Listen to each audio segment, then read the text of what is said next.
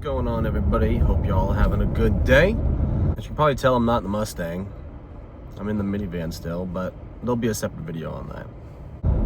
As I said earlier, I don't really want to make this video, but I see a lot of people ask about it, and I'm sure a lot of people look for it.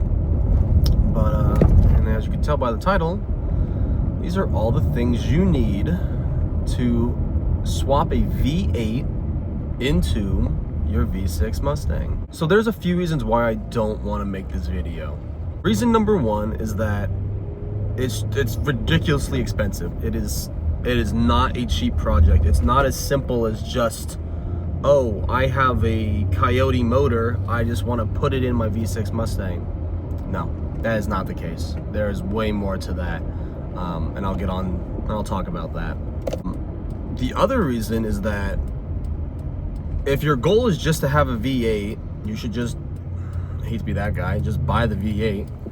But if your goal is to have more power, just boost the 6-cylinder, you know.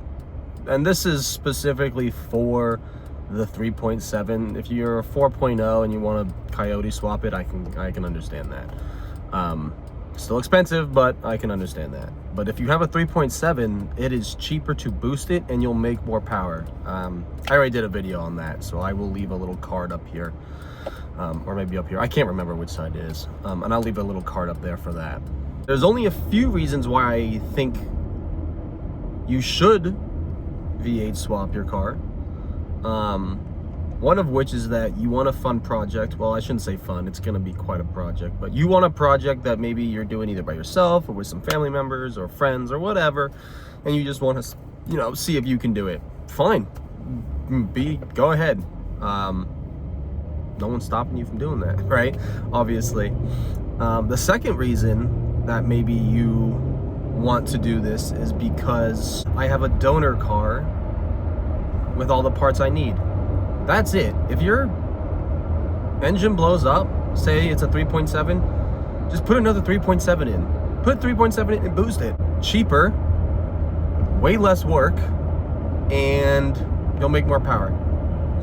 But I don't want this video to be a video to, you know, push you away from doing what you want to do, but it's just more of an educational video for those who are interested and have thought about it and kind of need to know what they need. So let's hop on into it. Okay, the first thing that would make this job easier for you is a complete donor car, like something that got wrecked but has all the pieces still intact, whatever that may be. That is the easiest thing that would, you know, that's the thing that's gonna make your job way easier to do. However, if you do not have that, we're gonna start from the front of the car and then all the way back. So first, obviously, you're gonna need the motor. Duh. You're gonna need the transmission as well. There are different transmissions. Obviously, the V8 one holds a little bit more torque and can hold the power a little bit better, so that's gotta get changed up. Along with those two things, you're also gonna need the motor mounts because those will be at different places than your V6 Mustang. So you gotta have that as well. You'll also need to change your drive shaft. That's, I mean, your V6 drive shaft's not gonna work with the V8 because the transmission, I think, has a larger mounting spot at the end of it. And so when that gets changed, you gotta then change your differential because since it's bigger on one end, it's gonna be bigger on the other end. So you gotta change that as well.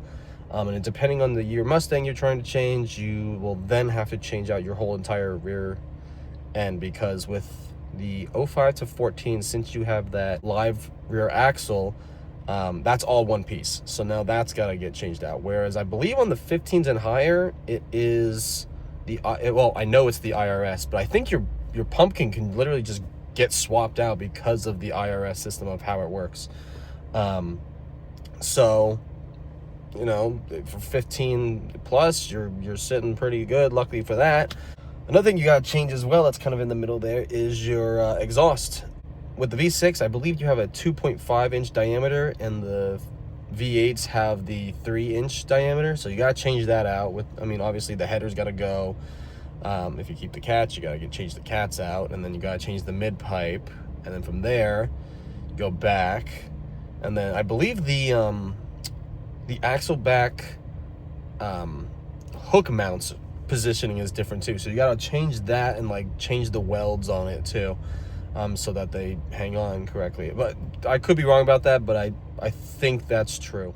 A couple other things that are probably good to change as well is a bigger radiator, you know, for the extra cooling that you're gonna need. But I'm not really sure about that one, but it doesn't hurt. Another thing you have to change then as well is the, well, I guess at that point you have to change the cold air intake, because now your throttle body's bigger. Along with that, you have to change your brakes. Could you get away with it? Maybe, but I'm not saying you should do that. You probably want to change those brakes out to have larger brakes for the new added power and torque.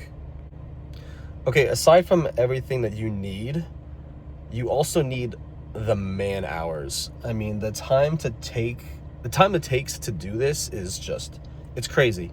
Long time to do it. Not to mention, like I said, in the beginning I said it was pricey. I mean, it's like looking at like $10,000 plus easy, right? Depending on what gen, this is assuming you're just gonna swap a Coyote into something, you know, depending on what gen Coyote, how many miles and all this other stuff, and then whether you have the 10R80 transmission, or then you have a 6R80, or even an MT82 transmission, and then if you want to do a manual swap from an automatic, and then you gotta cut it's just a lot of work, right? But again, if this is a project you want to do, go right ahead. But I just wanted to tell you, just make this video because people ask all the time, like, oh, what do you need? And then everyone just says, just buy the V8, which they're not wrong. And as I mentioned, there's only a few reasons why you would decide to do this. There's only a few reasons why you decide to do this swap. But I think that is everything you need to do it. Of course, you'll have to do the whole tuning for the ECU and figure all that stuff out. But I think that's it. So if I forgot something, please drop a comment down below. If you've done it, let me know and let everyone else know how it went. Thank you all for tuning in. If you enjoyed, please hit that like button. And if you really enjoy the content, especially 3.7 liter V6 Mustang content, hit that subscribe button. I appreciate it. Until next time, we'll catch you later. Deuces.